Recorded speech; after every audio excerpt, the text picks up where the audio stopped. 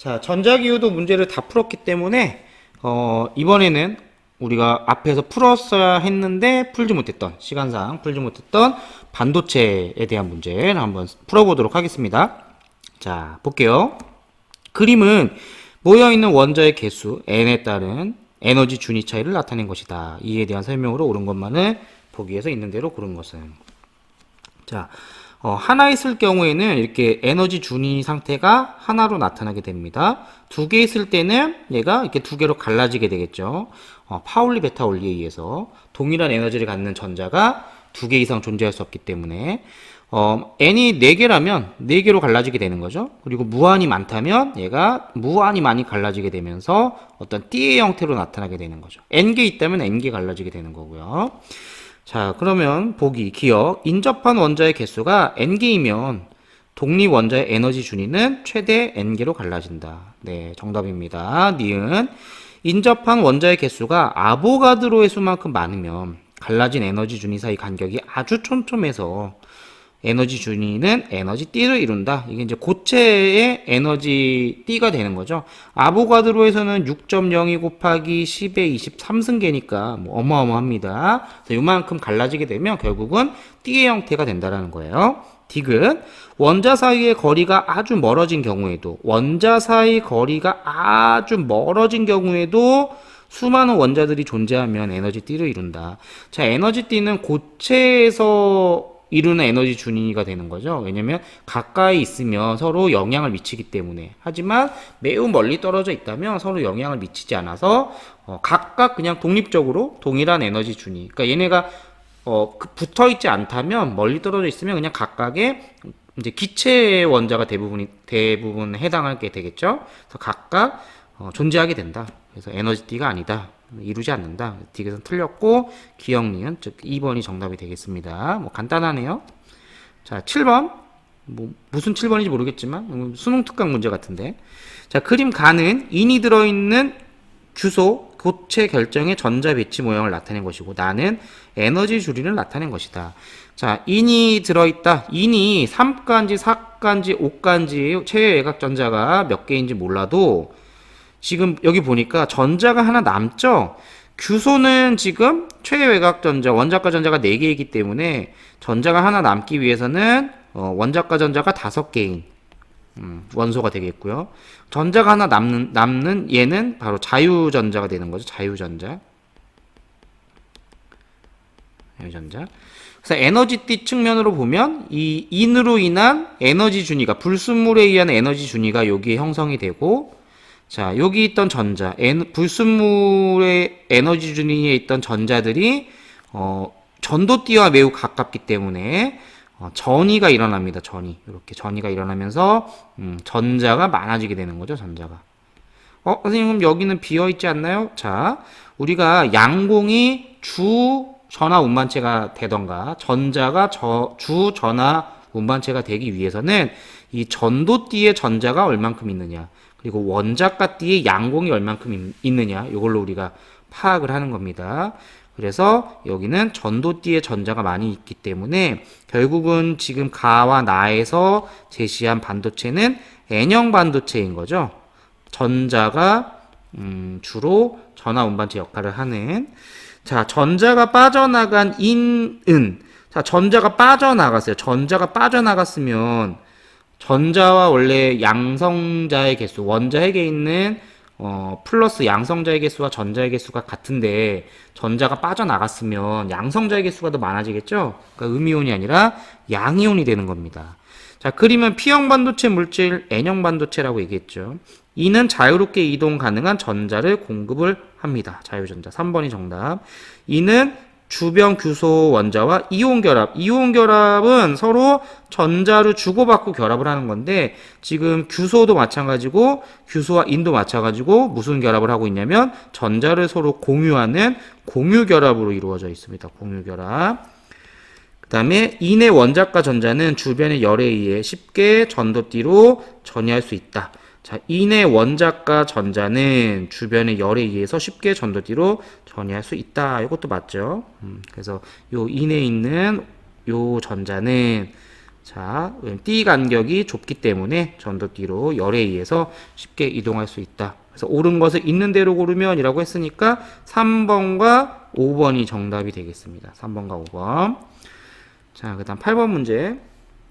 그림 가와 나는 PN 접합 다이오드에서 바이어스 전압에 따른 전압 분포와 에너지 준위를 나타낸 그림입니다.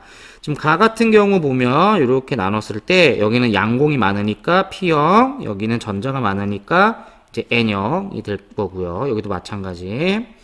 자, 이때 얘는 접합면에 이제 넓이가 좁죠. 얘는 접합면의 넓이가 넓고, 그리고 우리가 P형, N형 반도체라는 걸 이미 알았으면 여기 건전지를 보니까 직류 전원을 보니까 여기 플러스 마이너스 플러스란 얘기는 지금 가 같은 경우는 순방향 바이어스로 연결이 되어 있다는 얘기고, 나 같은 경우는 역방향 바이어스로 연결이 되어 있다는 얘기입니다. 그래서 순방향 바이어스로 연결이 되어 있으면 P형 반도체에 있는 양공과 N형 반도체에 있는 전자가 접합면 쪽으로 더 많이 이동을 하면서 전류가 흐르게 되는 거고요. 자, 역방향 바이어스에 연결되어 있을 경우에는 P형 반도체 양공과 N형 반도체 전자가 접합면으로부터 멀어지는 방향으로 이동을 하게 되면서 접합면의 넓이가 넓어지고 전류가 흐르지 않게 되는 겁니다. 자, 옳은 것을 역시 있는 대로 고른 것은 이라고 했네요. 가는 순방향이니까 틀렸고요. 나는 역방향이니까 틀렸고요.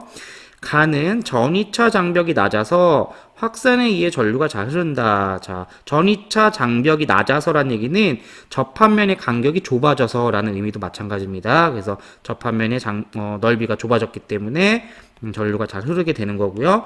나는 전이차 장벽이 높아서 확산에 의한 전류의 흐름이 거의 없다. 네, 역방향 바이어스로 연결이 되어 있으니까요.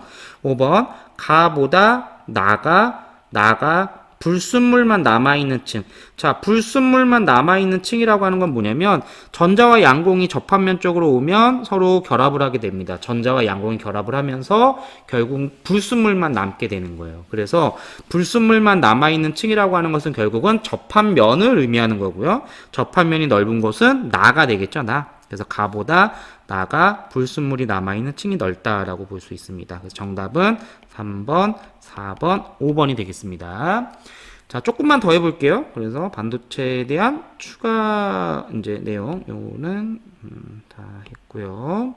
자, 요거 이제 우리가 하려다가 말았죠. 그래서 이번 시간에는 요거까지만 하면 좋을 것 같아요. 요거까지 하고 다음에 두 문제가 더 있는데 요거 한 문제, 두 문제는 다음에 여러분들 등교했을 때 7반 같은 경우는 월, 화, 목요일날 수업이 있기 때문에 7반은 우리가 줌을 이용한 수업도 한번 해야 됩니다. 쌍방향 수업 해야 돼서 그때 쌍방향 수업할 때 남은 문제 풀이를 좀 해보도록 하고요. 이번 온라인 클래스를 통한 영상 수업에서는 여기까지, 요 문제까지 풀이하는 걸로 하겠습니다. 자, 그림 가는 저마늄의 비소를 첨가한 반도체 A와 저마늄의 인듐을 첨가한 반도체 B를, 나는 가에 A와 B를 접합하여 만든 다이오드 저항 R1, R2 전압이 같은 두 전원 스위치 S를 이용하여 구성한 회로를 나타낸 것이다. 자, A는 전자가 있고요. B는 양공이 있습니다. A는 N형 반도체고요. B는 P형 반도체가 되겠습니다. 그래서 여기가 N형, 여기가 P형이 되겠고요. 지금 A에 연결했을 때랑 B에 연결했을 때의 차이점은 뭐냐면 한 번은 순방향이고 한 번은 역방향 바이어스가 되는 거예요. 순방향 바이어스가 되려면 P형 반도체 쪽에 플러스 극이 연결되고 N형 반도체 쪽에 마이너스 극이 연결돼야 되기 때문에 B에 연결했을 때가 순방향 바이어스가 되는 거고요. A에 연결했을 때가 역방향 바이어스가 되는 겁니다.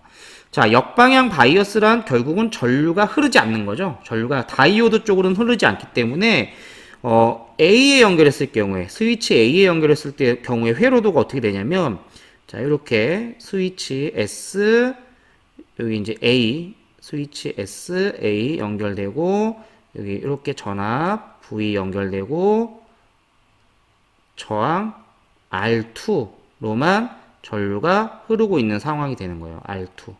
그리고 요 지점이 이제 C가 되는 거죠. C.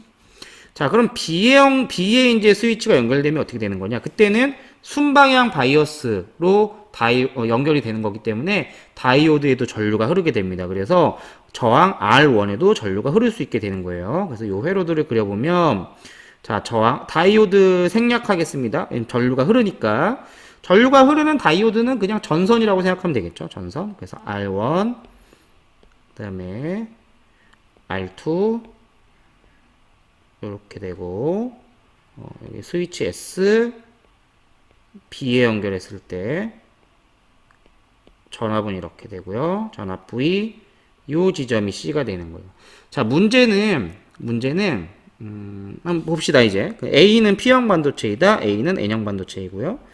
S를 A에 연결할 때, 다이오드의 P형 반도체에 있는 양공은, P형 반도체에 있는 양공은 PN 접합면 쪽으로 이동한다. 이거는 결국 전류가 흐른다는 얘기예요. 근데 A에 연결하게 됐을 때는 역방향 바이어스이기 때문에 전류가 흐르지 않겠죠. 니은 틀렸고, 디귿이 정답인데.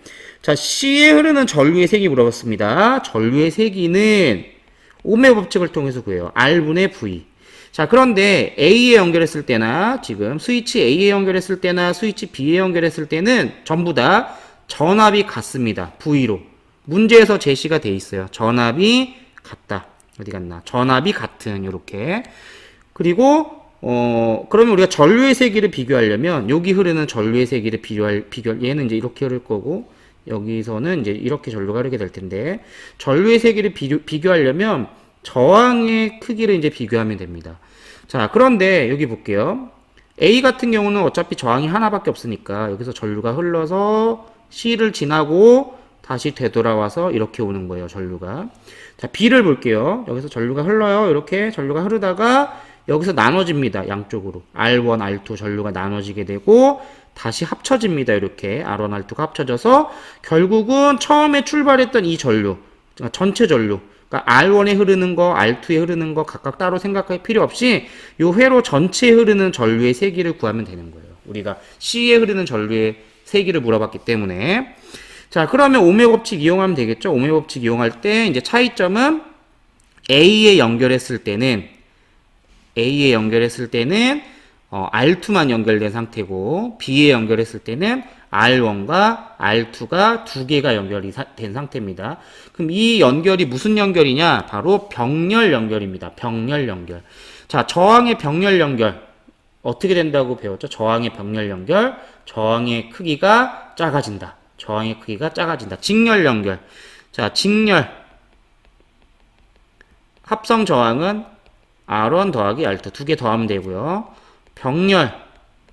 합성 저항 구할 때 전체 R분의 1은 R1분의 1 더하기 R2분의 1이 되겠어요. 그런데 우리가 요거까지 정확하게 기억할 필요는 없지만 결국은 얘를 계산하면 저항의 크기가 어떻게 된다? 줄어든다. 그러니까 여기는 R2 하나만 있잖아요. R2 하나만. 여기는 R2에다가 뭔가가 하나 더 병렬 연결돼 있죠. 그러면 요거 두 개를 합하면 R2보다 작아진다는 얘기예요. 그러니까 저항이 작아지면, 자, 여기 보니까 저항이 작아지면 전류는 어떻게 될까요? 커지게 되겠네요. 그래서 A에 연결했을 때보다 B에 연결했을 때 저항의 크기가 작으니까 전류는 더 세다. 자, 전류의 세기. A에 연결했을 때가 작다. B가 더 크다. 그래서 디귿이 정답이 되는 겁니다.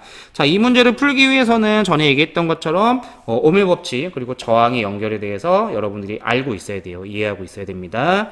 자, 그러면 오늘은 여기까지 하고요. 다음 시간에 남은 문제 한 두 문제 남았는데 선생님이 추가로 좀 몇 문제 더 준비해 와서 1시간 정도 문제풀이 하는 걸로 정리하고 남은 시간은 시험 공부하는 시간을 갖도록 하겠습니다. 자, 다음 주에 볼게요.